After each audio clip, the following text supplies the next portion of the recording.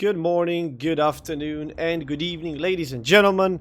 Welcome back to the channel and welcome to the first episode of hopefully many to come, which by default we're gonna call it Funs with Huns. It was one of the suggestions from one of the fans. Until we come up with something better, I guess that can stick. Make sure that you leave your suggestions down in the comments below. What is this about? Well, it is going to be my version of Mingles with Jingles. I'm pretty sure a lot of you are familiar with who Jingles is. And he himself and a lot of other fans from Discord and YouTube and Twitch have said that they enjoy listening to me. I do realize there is a lot of dudes and dudesters that just love the gameplay and love the games and all that stuff, and that's amazing.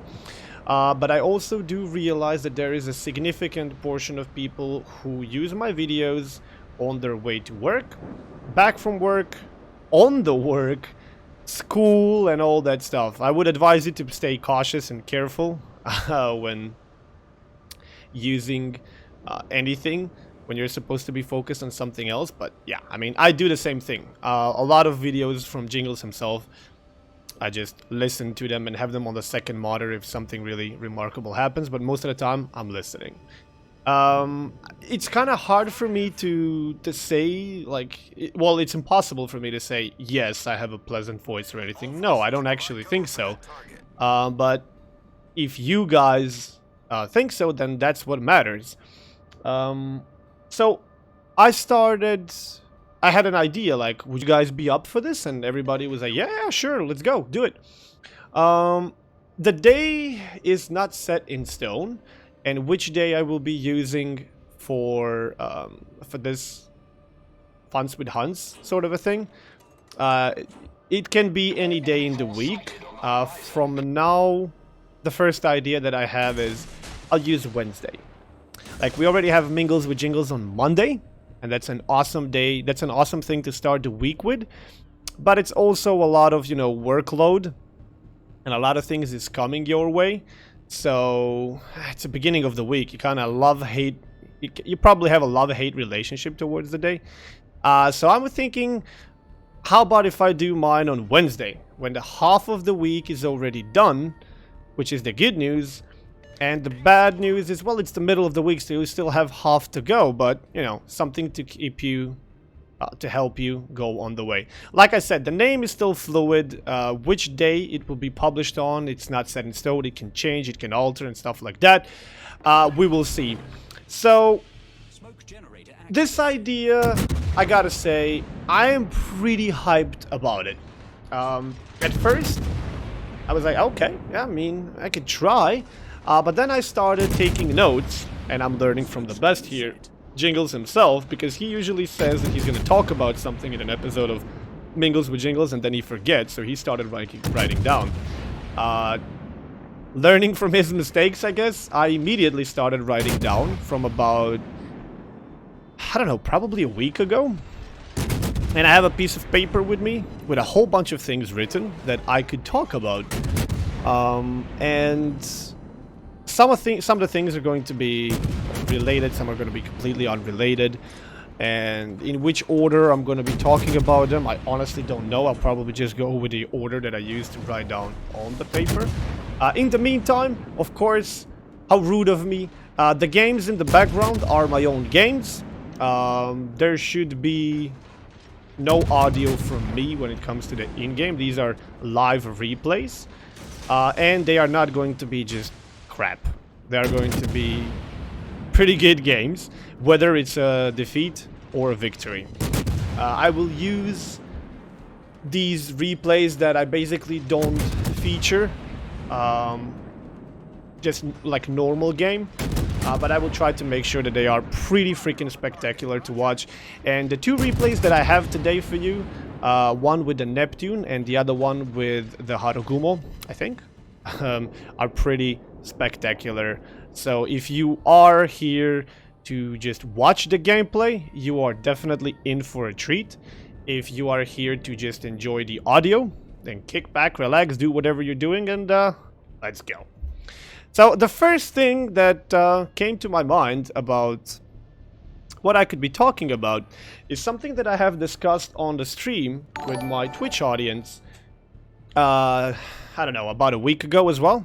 It is the in-game currencies of World of Warships. Now, we all know that you have credits, which are like, you know, silver coins, which you use to purchase in-game modules, upgrades, ships, even consumables, I believe, and camos. Like, pretty much everything. You also have golden doubloons, or for those of you who are, you know, come all the way back from World of Tanks, we just called it gold. Which you can use to buy premium ships. You can also use it to buy some camos and consumables and stuff, but mostly that's just throwing away the gold. And you can buy it to buy yourself, you can use it, sorry, to buy yourself the premium account. Now, I'm gonna quickly pause before I continue talking about this, and something that's extremely related to the cause, to the matter. There is a new type of premium account for World of Warships, as I'm sure you've heard. Till now, you had one premium account, and that was unified across all three games. So, for example, if you are a World of Tanks player, and you buy yourself 7 days premium account, but you also play World of Warships and you also play World of Warplanes,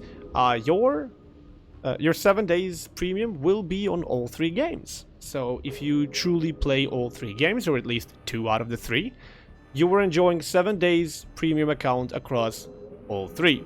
That's something that was very nice from Wargaming. A lot of people expected that the free experience and gold back in the day was also going to be shared. Because when World of Warplanes came out, you were sharing the free experience. This was way before World of Warships was introduced. And it was very nice because for those of you who actually had, or those of us who actually had some free experience stored in World of Tanks, it was a nice way to skip a couple of planes. And the financial status, like the currencies, the costs, so to put, from World of Warplanes, if I recall correctly, I mean, you're free to correct me if I'm wrong, wouldn't be the first time, were not that different from tanks. So it was like similar. For those of you who are not familiar with World of Warplanes and World of Tanks and are simply just playing World of Warships, everything is... In World of Warships, you get everything a couple of times more than you do in World of Tanks. So every free experience that you had earned in World of Tanks would mean very little for World of Warships. Because, for example, you earn here a couple of thousand free experience, no problem. Not to mention, if you have a lot of bonuses, people can farm like 20, 30k. In World of Tanks, you earn in hundreds at best. Oh, well, at least it was back in the day when I was playing, and it was many, many years ago. So even if they unified World of Warships and World of Tanks, it wouldn't be exactly...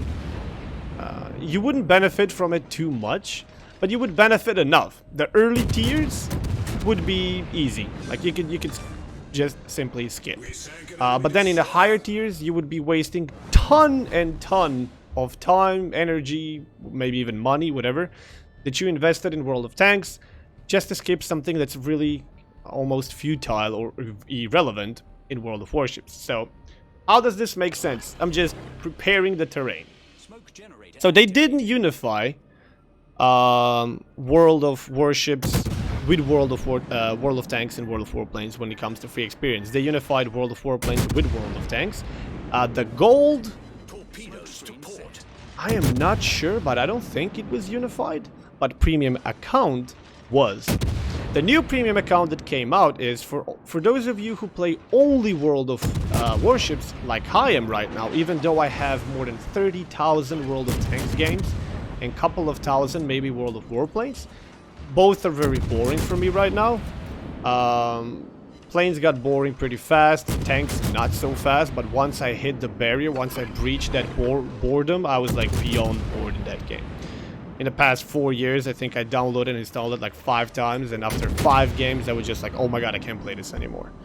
So without getting further sidetracked, now you have the special account, which gives you, instead of 50%, which is unified across all 3 games, it gives you 65%, but not for all 3 games, only for World of Warships. So if you don't care about World of Tanks and you don't care about World of Warplanes, you just play World of Warships, make sure that you're buying the proper premium account, if you're even interested in buying the premium account. Don't get me wrong, I'm not trying to make you or force you into buying the premium account at all. Although I think it's already in full effect that anyone who had any premium account active by the time this patch hits, well, already hit, you basically got for free World of Warships. So I had about 400 days of premium across all 3 platforms. And then I think I have now on top of that another 400 days of World of Warships special premium account. They are not stacking. So for World of Warships, I have 65% bonus instead of regular 50. But for World of Warplanes and World of Tanks, I'm still having 50. What is the thing and how is this related to what I'm about to start talking about? Wargaming has changed through a lot of years. I had some contact with them in World of Tanks, and every time I had contact with them, I didn't like it. I'm not going to be extremely impolite or anything here, but one of the reasons why I stopped playing that game was Wargaming. When I got invited to be a community contributor for World of Warships, I was very skeptical and a bit concerned, because I had some I mean, it's not a history like Foshore. Some of the other dudes who just straight up insulted rage. No, I always did that in private. But every time I would send them a ticket or something like that, they would just resolve it like you're an idiot. And it made no sense. And I was just really infuriated by it. But World of Warships team is completely different. A lot better. I'm sure you heard Jingle say this many, many times. However, this does not mean that we're biased towards Wargaming. This does not mean we're getting paid by Wargaming, or I don't know what you want to call it. Not at all. And I will talk about this, if I recall, a bit later. Now I just want to stick to the currencies because I'm getting sidetracked way too bloody easily. The grind long time ago in World of Tanks, World of Warplanes, and early World of Warships was very slow. You had to play a lot of games, a lot of matches before you could actually research and upgrade something and get to a new ship. And people were playing games because they love playing games. That was their hobby. Why do you go out and play football with your friends, or basketball, or whatever you do? Hide and seek. Because you enjoy it, not because you're grinding. Who even knew what the hell grind even was? Of course, everybody likes to win, but that was not the point. The point was to have fun, to participate, to hang out. People lost the course. Somewhere along the way, we got super sidetracked. Super duper sidetracked from what the games are supposed to be about. The game's supposed to be fun. If you're not having fun, you're doing it wrong. You're really, really doing it wrong. And that's what people forget. Why did we forget this? Well, I personally think that one of the main reasons is games like World of Warships, World of Tanks, and World of Warplanes. Somewhere along the way, games turned from single player to multiplayer, and from simple multiplayer to grind multiplayer games. It's no longer enough to just participate. It's about grinding. And by the way, this game in the background that you're watching is about to be over. I was left alone versus 6 enemies in this game. Absolutely absurd. You'll actually see that the enemy will die soon if my audio and video is synchronized, and I hope it is. Yeah, there we go. 1 versus 6. With 227,000 damage and a bunch of kills. This game was... The ending of this game, I just couldn't believe it. It was the world's easiest game, and we just threw it. Here's also one of the really, really, really, really good games. And I think I played it today, or for you yesterday. And it was spectacular. So enjoy. So back to the grinding. The grind was very slow, and people were not playing for grinding. People were playing because they actually had fun. They were enjoying the games that they play. That's how it went. That's how it was. That's how you should do. I remember when we started playing World of Warships. We didn't know what we were doing. I mean, I knew a bit from videos like Jingles himself, and some other YouTube videos that I watched, how the game looks like and what's the general idea. And I mean, I've been playing World of Tanks, so I know the general idea and the concept and the mechanics, but I had a pretty okay idea how the game is going to function and what I'm supposed to do. But we didn't know exactly what we were doing, and I remember the game back then. It's not that the game was so much different, it's that the way people played the game, you would not believe. You would not believe how different the game was. What happens today when at the beginning of the game, or a minute or two after, you see a smoke screen somewhere being dropped? Oh, Tifa stats, somebody screwed up. Or, what are you doing? What kind of smoke is that? Why is he smoking battleships and stuff like that? Yeah, okay, sure. Some of the mechanics were a bit different. Like, smoke screen was 2 km. You gotta come 2 km close to it, or that's it. There was no radar, and there was no different amount of detection for different ships. Everybody had 2 km once they're in the smoke or behind the smoke. Destroyers were just doing really ridiculous and funny things back then. And the game was really fun. I'm not saying the game is not fun today. The game is just a lot more frustrating today. And we're gonna come to why it's a lot more frustrating very, very soon. Now we have a special premium account. Back in the day, there were no signal flags, and there was no camos. Now we have camos and signal flags. And not only we have the regular camos and signal flags like -3% detection and +4 to dispersion, and flags like Kraken and Confederate and High Caliber and all that stuff. You have more and more of these ridiculously strong camos and ridiculously strong signal flags. They are giving way too many bonuses, and you can stack so many of them. How is this a problem? People are grinding through ships way too fast. You do not have the time to learn the ship, not to mention learn the game. How is this a problem? You're getting to higher tiers too fast. Way too fast. In the past year, the ridiculousness that I've seen in tiers 8, 9, and 10, I have not seen in lower tiers. It's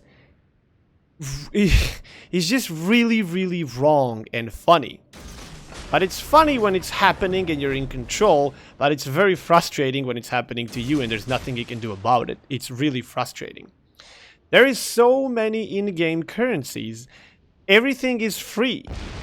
You have so many campaigns, missions, combat missions, challenges, operations, ranked, sprint ranked, clan battles. There were team battles. I don't even know. I'm probably skipping something. There was arms race. There's just so many ways that the game is rewarding you. Not to mention containers and just simply free things. It is ridiculous. People are grinding through stuff faster than they know who's carrying their head, and people are focused on not enjoying their ship or having fun.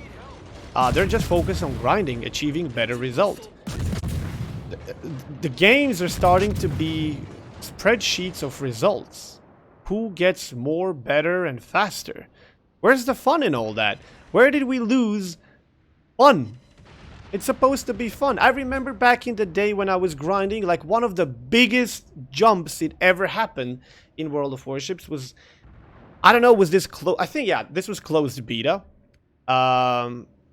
Japanese cruiser line. Like my first Japanese tier 10 cruiser was the Zao, and the story behind how I got it is also very frustrating. I got to a tier 4, which was Kuma, and I really liked Kuma back in the day. You may be laughing now to a ships like Omaha, which still holds my top kills in one game, 8 for your information. I achieved 8 kills with a couple of other ships throughout gaming as well, but Omaha was one of them. Yeah, I know, Omaha is the biggest pile of trash today, but look at that. Not back in the day. Kuma, I also had enormous fun in Kuma, but Kuma was tier 4, still is. There was no tier 5. There was no Furutaka, it did not exist. The grind was immediately from Kuma, which I loved, to Aoba. We didn't know what we were doing and what we were grinding. We would just go, you get a ship and you're super hyped about it, and then after a while you start grinding for the next ship. You're like, oh my god, what is even the next ship? And you click, and then I saw this gorgeous, beautiful princess floating in my port, and it was the Aoba. I was like, oh my god. Oh my god. I was super hyped when I researched and bought that ship, because back in the day you couldn't see which ship is next one. You could just look at it from the mini icon that it had.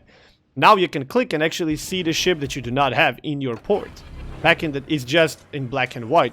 Back in the day you couldn't do that. So you didn't know what you were getting yourself into. You could just look at the icon. But what that beautiful thing appeared, and it started looking like a modern boat.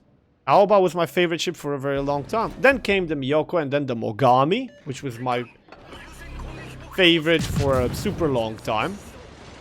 This was the old Mogami. And then it was Ibuki, and then I got to like 18,000 experience away from Zao. And then the game got completely restarted and all progress was lost because open beta was here, so I had to do it again. I was legit 1 day away from Zao, and I was really frustrated at this point. So when I finally got my Zao, I loved every bit of it. Not so much today, but I still like the ship, it's good. So just to quickly go back and hopefully finish this topic, which I'm talking about for way too long. You have way too many currencies. People are progressing way too fast and are just focused on the progress and not the fun. And then you have so many low-skilled players all across the tiers, and that is seriously starting to be very frustrating. And you can see how it results in a bit of toxicity increase. You have many players not knowing what they're doing. You have tier 10 ships. I've witnessed a Yu Yang that did not know that his torpedoes are deep water and he can hit a destroyer. I'm pretty sure that game was even featured on Jingle's channel, and I've seen that a couple of times. People just don't know what the hell they're doing. And this large sums of experience, free experience, gold, and all this stuff that they're accumulating, it's resulting in people getting super fast. And then Wargaming did one thing. They introduced the first ship in the game for free experience, and that was Missouri. Back in the day, not a lot of people had free experience to spare, because you were using it. There was no reason back in the day to keep it, besides keeping a ship or some module and stuff. And collecting 750,000 free experience. Our heads exploded when we heard that. This is insane. Are they out of their minds? 300,000 was insane to collect. 750? Are you out of your mind? How much time do you think someone who has money to buy himself signals, camos, and stuff like that, or he just completes all these missions and campaigns, how much time do you think somebody needs to get 750k today? Not a lot. Trust me, not a lot. I know a lot of people are still struggling and it's a slow and painful process. Yes, I agree. But if you're a solid player, not to mention really good, and you have access to all of these bonuses, you can do like 15-20k free experience per game. You can do it in a couple of days. You can do it in a week or two at worst. Just doubling your ships and putting all the bonuses for it. When your bonuses are almost 2000% free XP, it's not really hard. So this is resulting, this whole story is coming to a conclusion what I wanted to talk about in the end. And it's not just low skill, not having fun and stuff like this. Now we're seeing ships, more and more ships are being introduced for free experience. And this has two problems. The longer the game goes, more and more expensive these ships are going to get. More and more expensive these ships are going to be. And the problem there is new players are constantly going to keep whining about it. They don't like this because, oh my god, I can't have it. You're a new player. Why do you need this? No new player in the game that does not have at least few thousand games should ever be focused on getting Musashi, Kronstadt, Missouri. Or Alaska or Azuma or anything. Are you out of your mind, people? Those things are not for you, and when I say this, I'm not trying to be an elitist here. I'm doing this for your own good. You will be throwing away hundreds of thousands of free experience nowhere. Why? Use it to research modules. Use it to enjoy the game a bit more. You don't need to focus on all these things. Use it to get to new ships and stuff, but by God, try to learn these ships. Try to understand how to play them and stuff. Read. Take a look at the very first thing that I ever did when I was playing World of Warships and still grinding it, because I'm not grinding World of Warships for a very long time now because I have everything. I'm not joking, like everything. Besides a couple of ships, which I'll mention. The first thing that I would do is like, okay, what's the gun range? What's the torp range? How many torps? How many guns? Where are they located? What's the reload? What's the damage? What's my concealment? Do I have AA? How good is my AA? What's the range of my AA? And stuff like that. People now just buy ships, get into the game, they have no bloody idea what they're doing. They know nothing about their ships. You need to educate yourself at least on the basics to know your own capabilities and your own good, pros and cons about it. I'm not trying to lecture you here or anything, although it's probably sounding like that. But I'm trying to give you a friendly advice. Do your homework before you do, because the skill has drastically decreased. In World of Warships, the skill has went so down the toilet, it can be extremely frustrating. At the end of this match, which is supposed to end in another, I don't know, I can't see the timer right now, pretty soon, there is going to be a 4 or 5 minute game that I'm going to show you, and I'm probably going to comment it as well. It is the most bizarre thing that ever happened. But it happened, unfortunately, a couple of times where I was participating. And things like this are getting more and more often, and you'll see why. The problem with this whole thing is Wargaming is introducing ships which are overpriced. Like Alaska, like Kronstadt. People often ask me, which two would you buy? Which of the two would you go for? Personally, I would rather take Alaska than Kronstadt, but neither of those two ships are worth their price. Neither. They're extremely overpriced. And this is actually okay. You know why? Because the longer game goes, more and more resources people have. And these ships were introduced for a reason, for people to have something to spend that resource on. So new players will constantly keep losing their minds and stuff. How some things are just super overpriced and overly expensive. But it's not going to get any better. What could Wargaming do to prevent this? Well, nobody would love the solution. They could simply stop giving rewards. There's so many. Wargaming is giving so much free stuff, it's insane. I don't know any other game in the world that gives you so much free stuff for just playing the game. You don't need to do anything. You're just playing the game, and it's like this. Say, like if you finish a game right now, and you go to the personal score, there's more missions. There's more missions active than you can see. More, and you basically have like 7, 8 missions, and then you have a number, 5, and you put your mouse over it, and then you see 5 additional missions are here. They're just nowhere to be listed on the map. It's insane. They could stop giving these awesome rewards. Besides, you know, combat and those really low economic things, it could just stop giving all these things, and it would really slow the game down. And it would really force the people to dedicate more time and more... it would force them to learn a bit more. But I know this would be a pretty unpopular solution, and people would be like, oh god, please know that I have to grind this more and more. But that's how the rest of us did it. That's how everybody did it back in the day. You had to grind, you have to learn. It wasn't given to you for free, but people always whine and complain. And I am not protecting wargaming, and neither am I protecting the player base, and I am in the same time. I am not on either side, and I am not against the either side, and I am both. It's kind of hard to explain. People think that community contributors are getting paid by wargaming. That's totally not true. I wish, but it's not true. They are helping us with the in-game resources like premium time, gold, signals and stuff, but they're also giving us a ton of things to give away for you guys, that are viewers. They could just stop. They could just stop giving all this stuff away, and people would be a bit more humble? I don't know.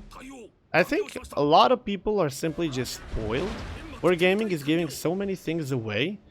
But to wargaming, when it's me and other community contributors talking privately to wargaming, we're extremely critical of them. This is the part that you have to understand.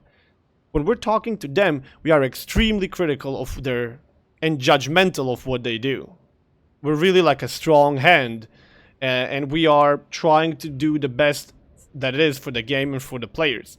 When we're talking to players, we're sounding completely opposite. We're trying to tell them that it's not as bad as they think. They're not, you know, a bunch of idiots who don't know what they're doing. There's reasons behind things and stuff like that. Even though you'll hear me say and criticize a lot of times the game and the World of Warships and the team and everybody. It's just, it gets frustrating. I usually call that just in the moment. I just lose my temper and I can get salty, which I hate myself salty, by the way. For those of you who watch my YouTube channel long enough, I mean, sometimes I really get salty and I hate myself. Like 10 minutes after that, when I'm calm, I would just go back and delete those 10 minutes because I don't like myself salty, but it's just the way that sometimes it gets frustrating, and that's my way to vent out. Just pressure, relieve it. And yeah, basically things will just keep getting higher and higher. People will grind faster and faster and still keep complaining, and the skill is gonna get lower and lower. But one good thing is, well, at least the game is growing and there's more players and there's more things. And I love the game very much, and I would hate to see it die one day and everything, but I really hope that people start investing a bit more time into learning the game, because if you don't, it's not gonna be very nice. Also, wanted to talk about, what was it? Oh yeah, the ships. There's a couple of ships. I've got a note somewhere. Let me just find it real quick. What the hell? Pretty sure I've written it down and now I can't find it. That was like a 7 or 8 ships that I did not have, and most of those things I have in a different form, like Tachibana and Tachibana Lima and Diana Lima and stuff like that. There's 2 things that I do not have, and that's Kaga, and there is the Graf Zeppelin, and I'm hoping to get those 2 as well. Most of the other things I just simply have in the game, so I've been through pretty much most of the stuff. And if you're looking right now at the ending of the game, we're trying to win this by points. Oh yeah, here it is. I do not have Fujin, Kaga, Marblehead Lima, Wichita, which is still work in progress, so you can't have it either way. We'll have it when it comes out. Diana Lima, Admiral Makarov, which is basically just a tier 6 German cruiser that just belongs to the Russian tech tree. Nuremberg. HSF Admiral Graf Spee, I just have the regular one. And Graf Zeppelin, which I tested, and Alabama ST, which is just a normal Alabama that was given to alpha testers. And the only difference is in the camo. So that's pretty nice. Of course, Iwaki Alpha was only for alpha testers. Do not have that. Kitakami, maybe that thing comes back once soon. Who knows? And yeah, that's pretty much it. When it comes to a lot of these other topics, I mean, there's a lot of things to talk about. But now, considering this game is over, I just want to show you this. The Jutland game that I had a couple of days ago. It's only a couple of minutes long, and you will not see what I'm doing in the game. You will actually see... this is basically replay recorded and started, and you will see it released. Like the camera is going to be released, so you will see me dropping torpedoes, shooting, getting hit, repairing, smoke screens, and all this stuff. And I'm not even looking. So if you do want to watch a part of this video, this is the time to actually watch. It is one of the shortest games I have ever participated in. And this is what happens when people grind through their ships way too fast. And the entire topic that I was talking about today, you will see the result of it right here. I'm sure many of you had games like this, but it doesn't happen like this short. It doesn't happen too often. But it's just, it's really despicable and pathetic and disgusting to be a part of this, whether it's a winning or defeating team. If you win a game like this, there's nothing for you in it because the game just ended too fast. And if you lose a game like this, you just feel powerless. You have absolutely zero influence. Now in this game, I'm going to be stuck behind the island that you're looking at right now. Because I'm going to be hydroed and radared, and there's going to be planes and stuff. And I was fighting for my bare survival. I had a radar cruiser next to me, I had hydro battleship next to me, I had all these cool things next to me, and I could still not get eyes on the enemy DDs. And I was just getting hit by hit and hit and hit over and over and over again. And there was nothing I could do. I was just trying to play the best that I can with the island and stay alive and smoke screen here and there and return fire and still kind of scout. And was hoping for my team to do something. And the very first time that I actually, in reality, you will not see that here because I will unlock the camera very soon. But the very first time that I actually did that, I turned around and the team was gone. Like after first couple of minutes of the game, the team was gone. It took 1 minute and 45 seconds for the first shell in this game to be fired by anyone. 1 minute and 45 seconds till the first shell was in the air. Watch the clock, watch what happens, and tell me that this is not insane. You'll see. In the meantime, I will try to conclude. You watch this, and I'll just jump in here and there. The Worcester, by the way, that dude, that guy's gone. That was our radar. That was what's supposed to help me clear the cap and win the cap. I will just give you a hint to take a note and watch our curve first. And watch him and his repair kit. Okay? And as you're watching this awesome match unveil, I will try to conclude the episode. So today we talked about mostly in-game currency, low skill in higher tiers, disasters that are happening, people not knowing how to play, people not knowing how to control their ships and stuff. And this that you're watching right now at the end, this is the result of it.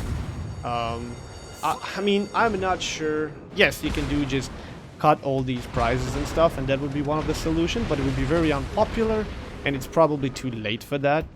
Wargaming has already given too much, and now taking it away would be like taking away candy from the kid. So I don't think that would be a very popular solution, so we're just gonna have to deal with it. But I really, really hope, I honestly hope that videos that we publish, me and the other community contributors and YouTubers and streams and we do, that they are helpful, and that we can help you and teach you as best as we can, share our knowledge and experience, and help you understand the game better and mechanics and just show you the way, show you how to do things. By the way, here I thought I was already dead. I thought the carry was gonna drop me, but he just went for an easier kill.